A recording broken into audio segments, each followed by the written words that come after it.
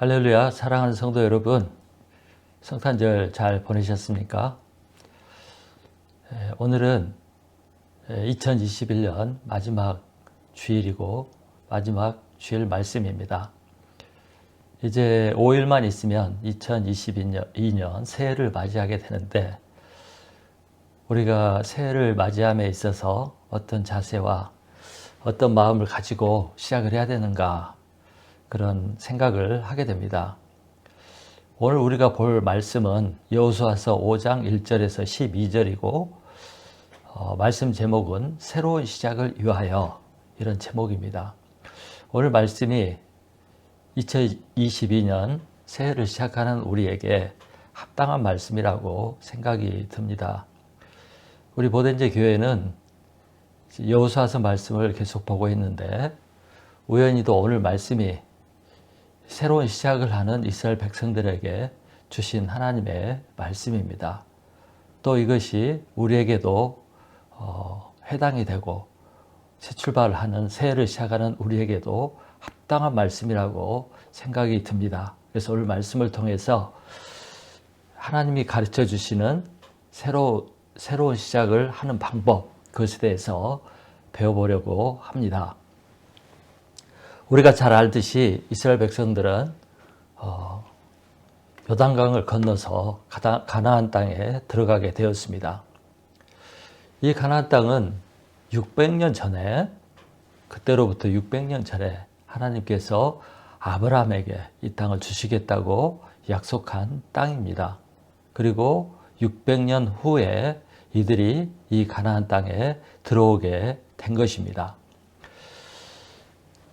이제 이들은 이 가나안 땅에 입국함으로 인해서 새로운 시대가 열리고, 새로운 삶을 살게 되고, 새로운 여정을 시작하게 되었습니다. 자, 1절을 보시기 바랍니다. 1절을 보면 하나님께서 요단강을 갈라주시고 이스라엘 백성들이 마른 땅으로 요단강을 건너가게 되었는데, 이 소문이 온 가나안 땅에 퍼지게 되었습니다. 소문은 발보다 빠르잖아요. 그리고 이 소식이 가나안 모든 백성들에게는 너무나 심각하고 너무나 놀라운 소식이었기 때문에 소문이 안 퍼질래야 안 퍼질 수가 없었습니다. 이 소문을 들은 가나안 백성들이 어떻게 되었습니까? 그들이 마음이 녹았고 정신이 잃을 정도라고 이렇게 말씀에 나와 있습니다. 마음이 녹고 정신을 잃을 정도로 충격을 받은 거죠. 그래서 이제 이 가나안 사람들은 이스라엘의 침공을 대비해서 바짝 긴장을 하고 있을 것이고, 또 전쟁 준비를 하게 될 것입니다. 이런 상황에서 하나님께서 이스라엘 백성들에게 두 가지 명령을 하셨습니다. 자, 2절을 보시기 바랍니다. 2절에 보면 바로 이 상황에서 하나님께서 이스라엘 백성들에게 두 가지를 하라고 이렇게 말씀하셨는데, 그것은 할례를 행하는 것과 또 유월절 절기를 지키는 것이었습니다. 여러분, 이스라엘 백성들이 이제 요단강을 건너서 막 가나안 땅에 도착을 했습니다. 입국을 한 것입니다. 이런 이들에게 해야 할 일이 얼마나 많겠습니까? 무엇보다도 전쟁 준비를 해야 되고, 또 적의 침공을 대비해서 준비도 해야 되고, 또 곧 이제 만나가 끊어지는데 먹을 것, 마실 것, 이 식생활 문제도 해결을 해야 되고, 할 일이 산처럼 많았을 것입니다. 그런데 하나님께서는 이런 바쁘고 긴장되고 할 일 많은 이 상황에서 이스라엘 백성들에게 그런 거 다 그만두고, 그런 거 다 나중에 하고, 다 뒤로 하고 먼저 해야 할 두 가지를 말씀하신 것입니다. 그것이 바로 할례를 행하는 것과 유월절 절기를 지키는 것이었습니다. 하나님께서 이렇게 다른 거 다 제쳐두고 이 두 가지를 먼저 하라고 한 것은 이 두 가지가 다른 어떤 것보다 중요하기 때문입니다. 그렇다면 우리도 새로운 시작을 해야 되는 우리에게, 22년을 새롭게 맞이하고 새 출발하는 우리에게도 꼭 해당이 되는 그런 말씀이라고 생각이 듭니다. 그러면 왜 이 할례를 행하는 것과 유월절을 지키는 것이 이스라엘 백성들에게 무엇보다도 중요하고 우선한 일일까요? 이 점에 대해서 생각해 보도록 하겠습니다. 첫째, 할례에 대해서 생각해 보도록 하겠습니다. 자, 2절을 보시기 바랍니다. 2절. 그때 여호와께서 여호수아에게 이르시되 너는 부싯돌로 칼을 만들어 이스라엘 자손들에게 다시 할례를 행하라 하시매. 여러분, 우리가 잘 알듯이 할례는 남자들이 성기에 하는 수술입니다. 포경 수술이라고 하지요. 하나님의 명령에 따라서 이스라엘 남자들, 성인 남자들은 다 할례를 받았습니다. 그곳이 길갈이라는 곳이었습니다. 여러분, 할례가 이처럼 중요하고 시급하고 또 꼭 제일 먼저 해야 되는 중요한 일이라는 것을 알려면 할례가 왜 시작되었는지, 또 할례에 무슨 의미가 있는지 이것을 알아야 합니다. 이 할례는 창세기 17장에 처음으로 나오는데, 창세기 17장에 보면 아브라함 99세 때 하나님이 나타나서 하나님과 아브라함과 새롭게 언약을 맺게 됩니다. 언약이라는 것은 죄약이에요. 계약입니다. 그래서 말로 이렇게 하는데, 말로 언약만 맺고 죄약만 맺고 끝난다면 증거가 없잖아요. 증거가 없어요. 요즘 같으면 서류를 만들고 도장을 찍고 이렇게 하겠죠. 그러나 그때는 이제 그런 게 없었습니다. 그래서 하나님과 아브라함이 이 조약을 맺음으로 하나님은 아브라함의 하나님, 아브라함의 후손의 하나님이 되시고, 또 아브라함과 후손들은 하나님의 백성이 되게 되었습니다. 하나님과 아브라함의 후손들이 이제 관계 속에 들어간 것입니다. 그런데 이제 하나님께서는 우리가 언약을 맺었으므로 이 언약의 증거를 남기자, 이런 생각을 하시면서 아브라함에게 한 가지 일을 명했는데, 그것이 바로 할례였습니다. 그러니까 하나님과 이스라엘 백성들의 언약의 증거를 사람의 몸에 표식으로 남게 하신 것입니다. 이 표식도 사람의 가장 은밀한 부분에 만들도록 했습니다. 그래서 결국 이스라엘 남자들은 화장실을 갈 때마다, 하루에 화장실을 몇 번 갑니까? 한 너댓 번 가죠?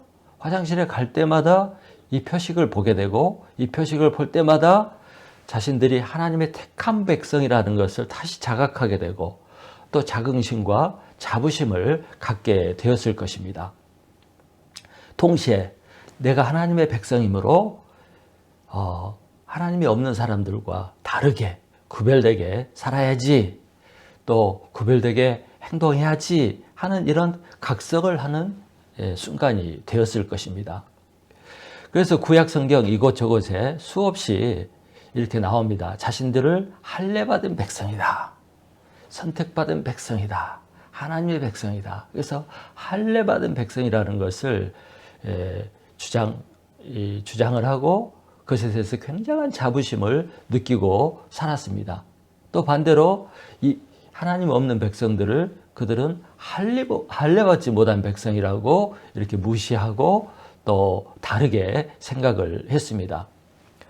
그런데 여러분, 4절 5절을 보십시오. 4절 5절을 보면 이스라엘 백성들이 애굽에서 나와서 가나안 땅에 들어오기까지 40년을 광야에서 지냈는데, 이 40년 동안 할례를 행하지 않았습니다. 결국 40년 동안 광야에서 살면서 할례를 받았던 1세대들은 광야에서 다 죽고, 그 후에 태어난 사람들과 또 성인이 되지 못해서 나온 이스라엘 남자들은 40년 동안 할례를 받지 못하고 살아온 것입니다. 그래서 7절 끝에 보면 이렇게 나와요. 할례 없는 자가 되었다. 할례 없는 자가 되었다. 이렇게 말하고 있습니다. 할례 없는 자가 되었다는 것은 하나님과 언약 관계에 들어가지 못했다. 더 심하게 말하면 하나님의 백성이 아니다 하는 이런 뜻이 됩니다. 그래서 이들은 반드시 이제 할례를 행해야 됩니다. 무엇보다도 하나님이 약속하신 그 가나안 땅에 들어와서 새로운 시작을 해야 하는 이들이 가장 먼저 해야 될 것은 하나님과 언약을 다시 갱신하는, 언약을 다시 하는 그 할례를 행해야 되는 것이 가장 시급하고 중요한 일이 된 것입니다. 여러분, 할례는 부싯돌로 그 스킨을 잘라내는 이런 것인데, 마취제도 없던 그 시대에 부싯돌로 스킨을 잘라낼 때 얼마나 아팠겠습니까? 여러분, 잘 안 드는 칼로 고기를 잘라본 적 있죠? 근데 부싯돌로 스킨을 잘라내려고 할 때 얼마나 그 고통이 심했겠습니까? 그들은 할례를 받으면서 엄청난 고통을 받고, 내가 하나님의 백성이 되는구나, 다시 하나님과 언약 관계에 들어가는구나 하는 것을 몸으로 체험을 했을 것입니다. 뿐만 아니라 이게 금방 낫지를 않죠. 낫을 때까지 일주일 걸리는데 이 아무것도 하지 못하고 일주일을 기다리는 동안에도 이 고통을 겪으면서 무슨 생각을 했겠어요? 하나님의 백성 되는 것이 아프구나. 그렇지만 나는 하나님의 백성으로 태어나는 것이다. 하나님과 나는 이 관계 속에 들어가게 되고 우리는 뗄 수 없는 관계가 된다 하는 이런 생각을 하면서 하나님 앞에 서 있었지 않겠습니까? 자, 6절을 보십시오. 8절을 보십시오. 8절을 보면 이제 할례를 받은 성인들이 다 자기 텐트에 들어가서 꼼짝 못하고 누워서 이제 지내게 되었습니다. 났을 때까지 아무것도 할 수가 없게 되었습니다. 자, 여호수아가 이제 할례를 다 행했습니다. 모든 사람들이, 남자들이 할례를 받게 되었습니다. 이 할례가 끝나자 하나님께서 이런 말씀을 하셨습니다. 우리 9절을 다 같이 읽어보겠습니다. 9절 시작. 여호와께서 여호수아에게 이르시되 내가 오늘 애굽의 수치를 너희에게서 떠나가게 하였다 하였으므로 그곳 이름을 오늘까지 길갈이라 하느니라. 하나님은 할례를 받은 이스라엘 백성들에게 애굽의 수치가 사라졌다, 애굽의 수치가 사라졌다 이렇게 선포를 했습니다. 이스라엘 백성들이 갖고 있었던 모든 부끄러움과 수치가 없어졌다고 선포를 한 것입니다. 여러분, 수치가 무엇입니까? 부끄러운 것이죠. 부끄러움. 이 수치, 부끄러움은 어디서 오는 것입니까? 뭐 잘할 때 오는 거 아니죠. 또 좋을 때 오는 게 아니죠. 잘못했을 때, 이럴 때 오는 것입니다. 그래서 이 수치는 과거에 나의 잘못이나 무슨 허물이나 또 내가 지었던 죄나 뿐만 아니라 과거에 비참한 삶을 살면서 억눌림을 당하고 무엇이를 당하고 그래서 자기의 신분이 낮고 어때 이런 것으로 인해서 당한 비참한 삶이나 굴욕도 우리에게 수치가 됩니다. 그 수치심이 생기고 부끄러움이 생기면 사람은 사람을 피하게 됩니다. 또 위축이 되고 자신감이 떨어지게 됩니다. 더 심하면 자존감, 자존심을 다 잃게 됩니다. 결국 비참한 마음을 갖게 되죠. 그래서 용기와 담대함과 소망 이런 것을 가질 수가 없습니다. 그래서 우리가 이런 수치심을 갖게 되고 문제를 갖게 되면 자신도 자신을 무시하고 또 부끄러워하고 또 자신이 자신을 고소하고 뿐만 아니라 마귀가 끊임없이 우리를 이런 문제를 가지고 고세오고 찌르고 비난을 합니다. 그래서 이 수치심은 우리가 인생을 살아가는데 또 새로운 출발을 하는데 독과 같고 정말 있어서는 안 될 그런 것입니다. 그래서 여러분, 이 죄 문제, 실수, 잘못, 허물, 악, 부끄러운 과거 이것을 청산하지 않으면, 해결하지 않으면 수치심과 부끄러움과 이런 자의식 때문에 우리가 제대로 앞으로 나갈 수가 없고 올바른 생활을 할 수도 없고 또 신앙생활도 제대로 할 수가 없습니다. 이런 수치심이 우리의 발목을 붙잡고 못 가게 만들게 됩니다. 그래서 새 출발을 하기 위해서는, 새로운 시작을 하기 위해서는 반드시 이 수치, 부끄러운 문제를 해결해야 합니다. 그래서 자존감과 자긍심을 회복해야 하는 것입니다. 그러면 하나님께서 이스라엘 백성들에게 애굽의 수치가 물러갔다고 했습니다. 그럼 애굽의 수치라는 게 무엇일까요? 애굽의 수치. 이스라엘 백성들에게 애굽은 어떤 곳입니까? 정말 수치스러운 과거입니다. 생각하기도 싫은, 부끄럽고 정말 자존심 상하는 그런 과거입니다. 이들은 애굽에서 종살이를 수백 년 했습니다. 정말 비참하게 살았습니다. 종살이는 절대 자랑할 만한 것이 못 되죠.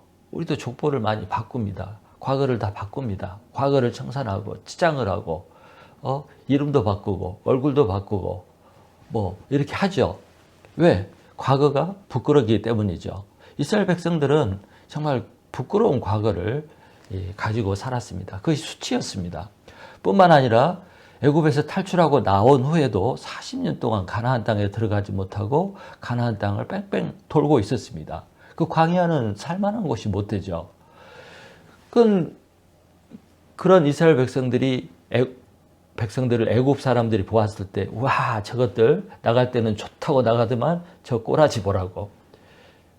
하나님이 저들을 광야에서 다 죽이려고 데리고 나간 거 아니야? 도대체 하나님은 어디 있는 거야? 그래, 우리 애굽을 떠나서 어떻게 됐어? 저런 거를 보라, 불쌍하다. 막 이렇게 조롱을 했을 것이 당연한 겁니다. 그래서 광야 생활도 이들에게는 수치였습니다. 특별히 애굽 사람들의 그 수치스러운 비난과 조롱은 그들에게 엄청난 고통을 주었을 것입니다. 이제 40년 동안 할례를 받지 못한 이스라엘 백성들이 할례를 받음으로써 그들의 과거와 또 그들을 붙잡고 있던 수치가 다 굴러 사라지게 되었다는 것입니다. 애굽의 수치, 애굽 사람들이 조롱하는 그 조롱, 이런 것이 이제 하나님 앞에서 다시 할례를 받음으로써 하나님의 자녀로 거듭나고 태어나고 언약관계에 들어가고 하나님 백성이 되고, 그래서 과거는 다 굴러가고 과거는 다 사라지고 새로운 피조물이요 새로운 족속으로 태어난 것입니다. 다 떨쳐버린 것입니다. 과거는 다 지나가 버린 것입니다. 하나님 앞에서 다 잊혀져 버린 것입니다. 그래서 이들은 하나님의 백성으로 새롭게 서게 되고 새 출발을 할 수 있게 된 것입니다. 그래서 이 할례는 이스라엘 백성들에게 하나님의 백성으로서 새로운 자긍심과 자존심을 갖게 만들어 주었고 자유함과 담대함을 얻도록 만들어 준 것입니다. 그들을 붙잡고 있던 부끄러움, 수치가 다 사라지고 뒤로 가버리고 이제 담대함과 용기와 소망을 가지고 새 출발을 할 수 있게 된 것입니다. 하나님께서는 이스라엘 백성들이 새로운 출발을 하도록 그들의 수치심과 그들의 과거의 문제를 다 해결해 준 것입니다. 청산을 해 준 것입니다. 그러면 이 할례가 신약시대를 사는 우리에게는 무슨 의미가 있을까요? 신약에서 할례를 이렇게 얘기하고 있습니다. 로마서 2장 29절에 보면 오직 이면적 유대인이 유대인이며 할례는 마음에 할지니, 이렇게 얘기했습니다. 이스라엘 백성들은 육신의 할례를 행함으로써 하나님의 백성이 되었다고 자부심을 가졌습니다. 그런데 문제는 육신의 할례를 행하고 참 하나님의 백성으로 마음가짐을 가지고 또 말씀에 순종하며 이렇게 살면 무슨 문제가 있겠습니까? 그러나 이들은 할례만 행하고 삶은 이방 백성들과 똑같은 그 삶, 그런 마음을 가지고 살았습니다. 그러니까 마음이 변화되지 못하고 마음이 바뀌지 않은 할례는 의미가 없다는 것입니다. 그래서 신약에서는 사도 바울이 이렇게 얘기하죠. 마음의 할례를 행하라. 육신의 할례도 행하고 마음도 할례를 받아야 된다. 이렇게 말씀하신 거예요. 그래서 여기서 마음의 할례라는 것이 중요합니다. 또 에레미야의 에레미야서 4장 4절에 보면 하나님께서 선지자를 통해서 이렇게 말씀합니다. 유대인과 예루살렘 주민들아, 너희는 스스로 할례를 행하여 너희 마음의 가죽을 베고 나 여호와께 속하라. 할례는 그 스킨, 표피를 자르는 거잖아요. 그렇게 육신 표피만 자를 것이 아니라 마음도 찢으라. 마음의 가죽도 딱딱해지고 굳어버리고 덮고 있는 그 마음의 가죽도 찢어라. 이렇게 얘기를 하고 그렇게 해서 여호와께 속하라. 이렇게 말씀하고 있습니다. 결국 마음의 할례를 행하라는 말은 마음을 찢으라는 말입니다. 마음을 찢는다는 것, 그것은 악한 마음, 굳은 마음, 강팍한 마음, 교만한 마음, 죄악된 마음을 칼로 찢고 도려내서 새로운 마음을 가지라는 것입니다. 이것을 성경에서는 회개라고 말합니다. 회개, 돌이키는 것, 뉘우치는 것, 애통해하고 하나님께 돌아오는 것, 그 마음에서 이루어지는 거죠. 그래서 마음의 할례라는 것, 마음을 찢는다는 것은 회개하는 것을 말합니다. 그래서 회개는 뭐 그냥 하나님 잘못했어요 이렇게 해서 끝나는 것이 아니고, 회개는 진짜 칼로 우리 표피를 찢고 제거하는 것처럼 아프고 고통스러운 것입니다. 마음의 고통과 그 슬픔과 애통함이 없이 회개한다 그러면 그것이 진정한 회개일 수 없잖아요. 그래서 진정한 회개는 그 뉘우침, 아픔, 고통, 후회, 이런 것을 느끼면서 그걸 집어 던지고 돌이키는 것, 이것이 진정한 회개죠. 그래서 이렇게 마음을 찢고 회개하고 마음의 할례를 행할 때 우리 마음이 깨끗해질 수 있는 것입니다. 하나님의 백성으로 거듭나고 다시 시작할 수 있는 것입니다. 이렇게 할 때, 이렇게 회개할 때 우리가 지었던 과거의 수치와 부끄러움과 잘못과 허물과 이런 것들이 청산이 되고 없어지고, 또 그 때문에 온 두려움과 불안함과 염려와 걱정과 또 소심함과 이런 것도 같이 사라지게 되는 것이죠. 그래서 여러분, 새해를 맞이하는 우리에게, 새로운 한 해를 맞이하는 우리에게, 또 새 출발을 해야 되는 우리에게 가장 필요하고 가장 우선적으로 해야 될 것이 할례, 회개다, 이런 말씀이 되는 것입니다. 그렇게 할 때 우리를 붙잡고 있고 우리를 괴롭게 하고 우리를 못 나가게 하는 그런 수치가 다 떠나가게 된다는 것입니다. 여러분, 인생을 사는 게 힘들잖아요. 또 세상 사는 게 쉬운 일이 아니지 않습니까? 또 사는 것이 혼자 사는 것이 아니라 가족과도 살아야 되고 또 이웃과도 살아야 되고 사람들 속에서 살아가야 됩니다. 뿐만 아니라 사는 것이 쉬운 일이 아니고 전쟁입니다. 치열한 전쟁터와 같습니다. 그래서 우리가 1년을 살다 보면 원치 않게 또 나도 모르게 엄청난 때가 묻고 또 상처도 생기고 더러워지고 심하면 피도 묻습니다. 남을 미워하고 마음으로 살인하고 그 피가 묻는 거잖아요. 그래서 또 경쟁도 해야 되고 이겨야 되고 가져야 되고 치열한 경쟁 속에 살다 보면 어쩔 수 없이 우리가 원치 않게 때로는 무의식적으로 죄를 짓고 부끄러운 짓을 행하고 나쁜 짓을 행하고 나쁜 마음을 먹고 또 서로 상처받고 상처 주고 이런 결과가 남게 됩니다. 1년을 뒤돌아 보십시오. 그런 일들이 얼마나 많습니까? 그래서 살다가 나도 모르게 생겨난 이런 잘못들, 수치심, 부끄러움, 때 이런 것을 우리가 해결을 해야 됩니다. 이런 것들이 우리의 삶 구석구석에 처박혀 있습니다. 아무리 감춘다고 해서 그것이 없어지는 게 아니잖아요. 우리 삶 구석구석에 우리 눈으로 또 발로, 손으로, 입으로, 행동으로, 생각으로 저질렀던 그런 것들이 우리 삶 구석구석에 처박혀 있는데 이것을 대청소를 해야 되지 않겠습니까?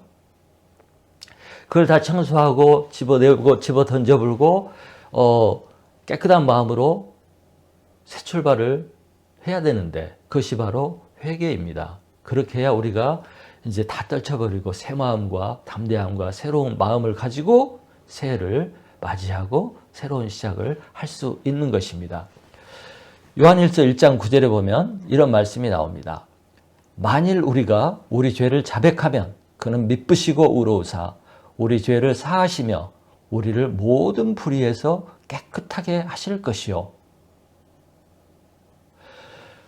우리가 우리 죄를 자백하면 하나님께서 우리 모든 죄를 사해 주신답니다.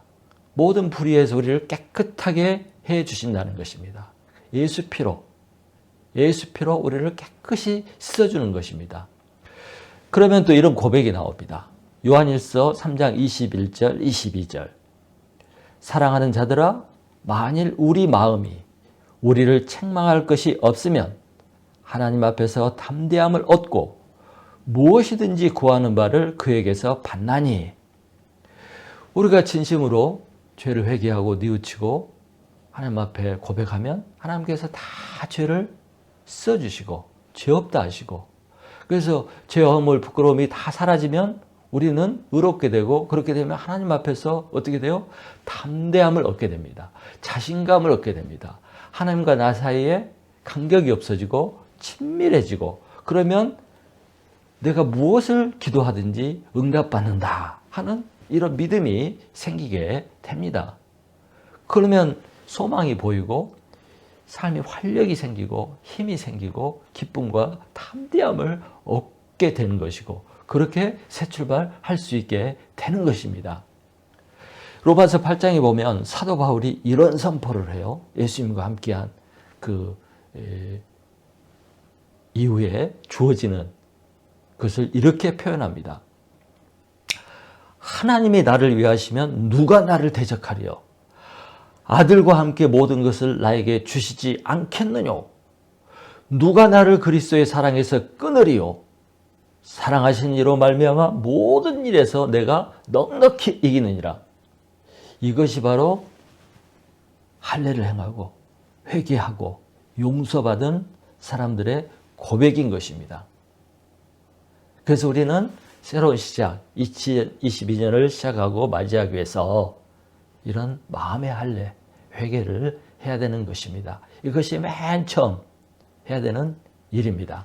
그럼 두 번째, 유월절 절기에 대해서 살펴보겠습니다. 유월절. 하나님께서 이스라엘 백성들에게 이렇게 말씀하셨습니다. 10절을 보십시오. 10절에 보면 또 이스라엘 자손들이 길갈에 진쳤고 그달 14일 저녁에는 여리고 평지에서 유월절을 지켰으며 하나님께서 이들에게 유월절을 지키라고 했는데 할례를 받고 그 다음에 길갈에서 그달 14일에 유월절을 절기를 지키게 되었습니다. 지금 우리가 5장을 보고 있는데 4장 19절에 보면 이스라엘 백성들이 요단강을 건너서 가나안 땅에 들어간 날은 이스라엘 달력으로 첫째 달 10일이었습니다. 10일. 유월절은 14일에 있고요. 그런데 이 10일은 또 특별한 날입니다. 무슨 날이냐면 유월절을 지키기 위해서 유월절에 쓸 양을 준비하는 날입니다. 양을 유월절 14일 날 그냥 잡아서 골라서 죽이는 게 아니고 10일 날 미리 양을 골라서 준비해 두었다가 같이 지내다가 14일 날 양을 죽이게 됩니다. 그런데 그날이 10일입니다. 10일. 이스라엘 백성들이 이날 가나안 땅에 들어온 것입니다. 그래서 참 특별한 날이죠. 결국 이스라엘 백성들은 새 땅에 들어가서 양을 준비하고 그 다음에 할례를 행하고 14일에 유월절 절기를 지키게 되었습니다. 이것은 매우 의미가 있고 매우 중요한 일입니다. 왜냐하면 이 유월절은 이스라엘 백성들에게 가장 중요한 날입니다. 왜냐하면 이날은 애굽에서 부끄럽게, 수치스럽게, 고통스럽게 수백 년 동안 노예 생활을 하다가 해방이 된 날이기 때문입니다. 애굽의 압제에서 풀려난 날입니다.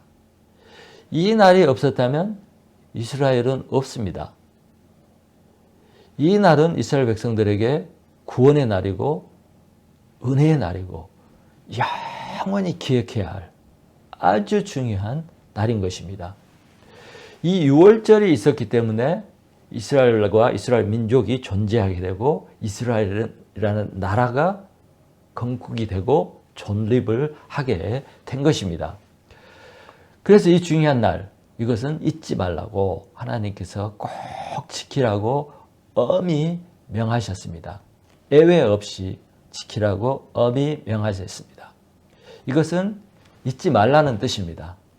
항상 하나님의 은혜와 그 구원의 은혜와 하나님의 사랑, 하나님의 그 돌보심, 하나님의 인도하심을 항상 기억하고 살아라 하는 그런 뜻이 있는 것입니다.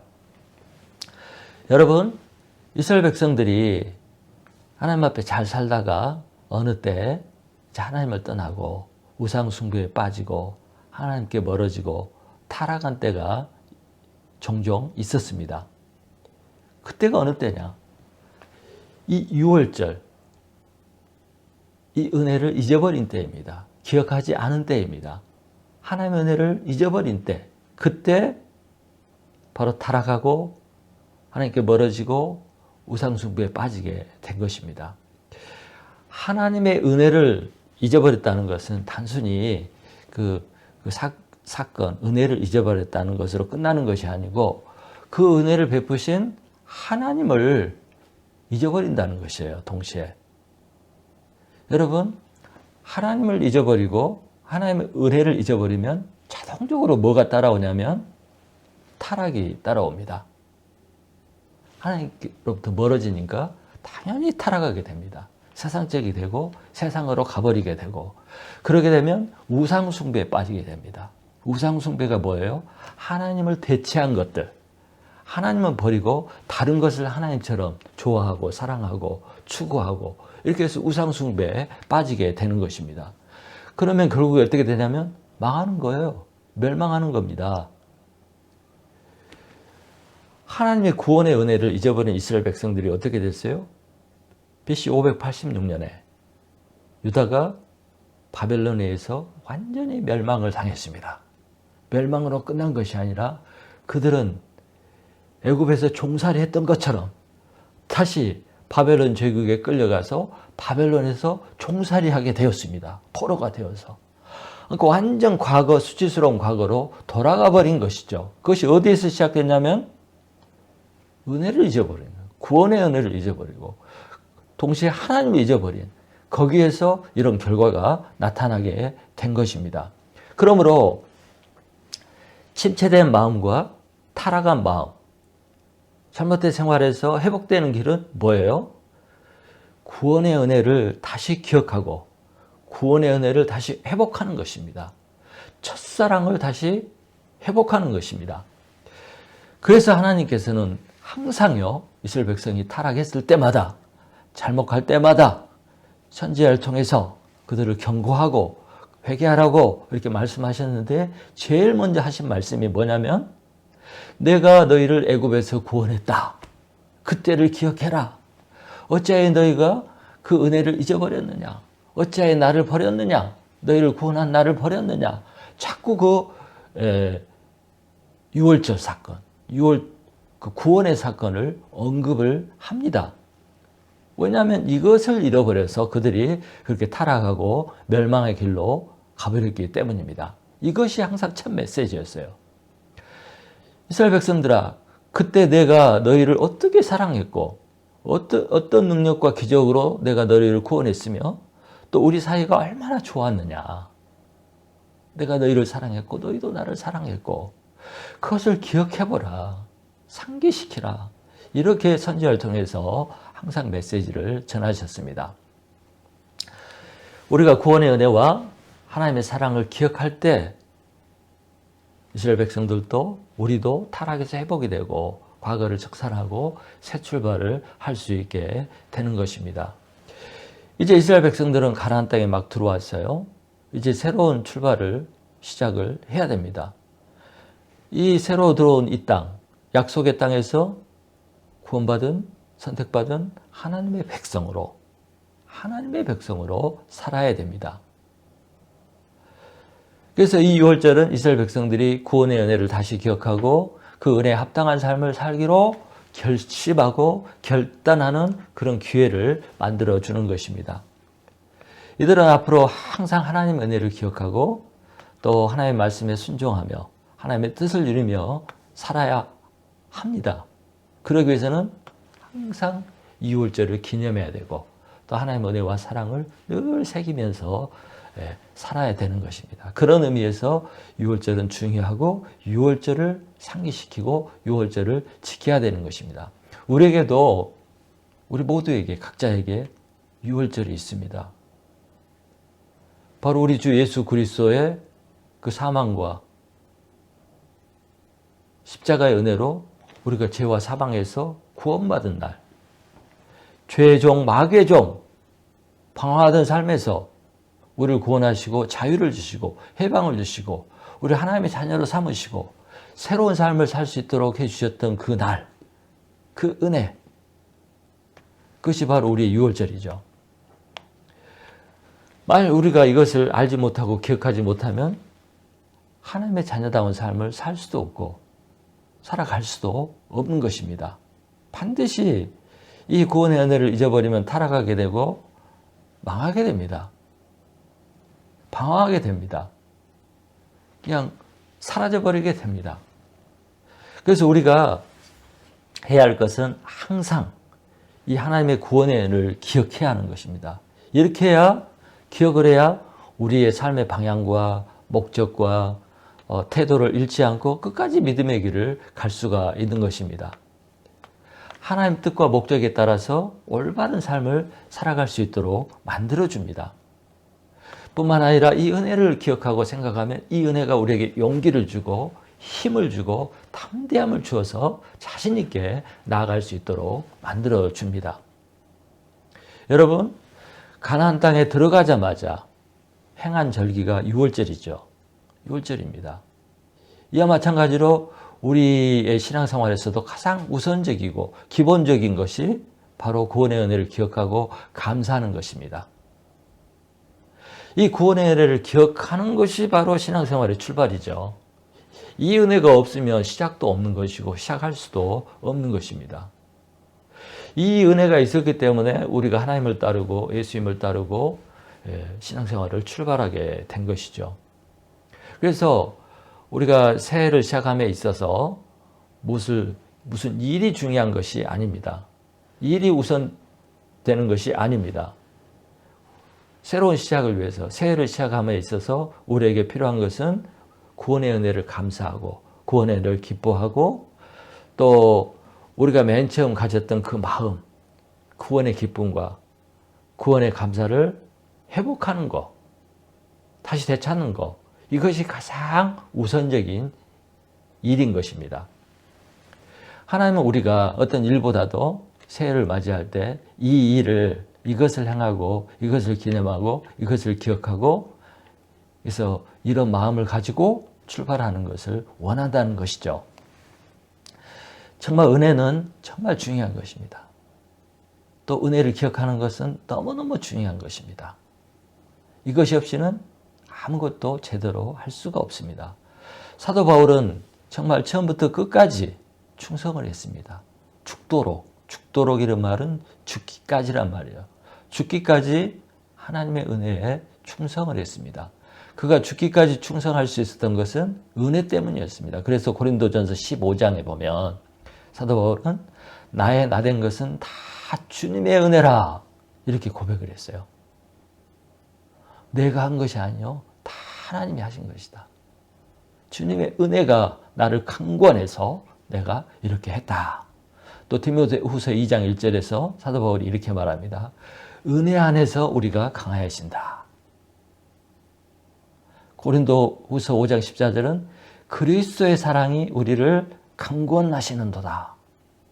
그러니까 우리가 하나님의 은혜를 기억하고 묵상하고 그로 인해서 그 은혜가 회복이 되면 정말 우리의 마음이 회복이 되고 그 은혜가 우리를 강권하고 우리를 강하게 하고 우리가 일할 수 있는 힘을 주고 그래서 하나님 앞에 충성할 수 있도록 또 끝까지 달려갈 수 있도록 만들어 주는 것입니다. 이처럼 은혜를 기억하는 것, 은혜를 되찾는 것, 이것이 중요한 것입니다. 그래서 우리가 한 해를 보내고 새로운 한 해를 맞이하면서 가장 먼저 해야 될 것은 하나님의 은혜를 생각하고 기억해 내는 것입니다. 나를 구원해 주신 그 은혜 뿐만 아니라 금년 한 해 동안 나와 내 가정을 돌아보시고 도와주신 그 은혜, 이것을 찾아보고 이것을 세어보고 상기하는 것입니다. 그것이 우리가 해야 할 일입니다. 그러면 마음에 감동이 생기고 새로운 마음이 생기고 새로운 마음으로 새해를 시작할 수 있게 되는 것입니다. 결론을 짓겠습니다. 이스라엘 백성들이 가나안 땅에 들어가서 제일 먼저 했던 일은 다른 어떤 일이 아니라 할례를 행하는 것이고 유월절 절기를 지키는 것이었습니다. 이것은 그들 스스로가 한 것이 아니라 하나님께서 그렇게 하라고 명령해서 한 일입니다. 이것은 우리가 새로운 시작을 하기 위해서 가장 먼저 해야 될 것이 하나님 앞에 서고 하나님의 관계를 회복하고 하나님과 함께 시작해야 된다는 것을 가르쳐 주는 것입니다. 이것부터 하라. 이것이 중요하다. 이것을 하고 새 시작을 하고 이것을 하고 다음 일을 하라. 이 방법과 우선순위를 가르쳐 주는 것입니다. 이 말씀이. 이 방법이 누구의 방법이에요? 하나님의 방법입니다. 하나님이 제시한 방법입니다. 그러므로 당연히 이것이 새로운 시작을 위해서 가장 좋은 방법이고 최선의 방법이라는 것을 알 수가 있습니다. 하나님이 제공한 이 최선의 방법대로 우리가 행하면 2022년 새해는 어떻게 되겠습니까? 승리할 수밖에 없습니다. 이제 우리에게는 새해까지 며칠이 남았습니까? 5일이 남아 있습니다. 이스라엘 백성들이 할례를 행하고 각각 처소에 들어가서 낫기를 기다린 것처럼 우리도 이 5일 동안 각자의 처소에 들어가서 조용히 하나님과 함께하는 5일이라는 시간을 보내야 합니다. 이것이 우리에게 주어진 회복할 수 있는 하나님의 은혜를 기억하고 새 마음으로 돌이킬 수 있는 그런 기간이 될 것입니다. 이 기간 동안 우리는 하나님 앞에 나가서 지난 1년을 돌아보고 회개할 것은 회개하고 또 회개할 것을 찾아보면서 수치와 부끄러움을 처리를 하는 그런 시간으로 만들어야 합니다. 또 지난 1년 동안 하나님이 내게 베푸신 은혜와 사랑을 찾아보고 또 구원의 은혜, 그 첫사랑을 다시 생각하고 회복함으로써 새 마음을 갖는 그런 시간을 가져야 합니다. 이렇게 하면 어떻게 되겠습니까? 모든 것이 정리가 되고 또 마음이 회복이 되고 또 담대함과 용기를 갖게 되고 이로 인해서 소망과 기쁨과 기대가 넘치는 새해를 맞이할 수 있게 될 것입니다.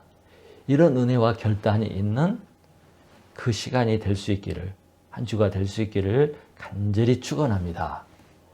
사랑하는 성도 여러분, 1년 동안 수고하셨고 복되고 또 희망이 넘치는 새해를 맞이하기를 간절히 기원합니다. 새해에 뵙겠습니다.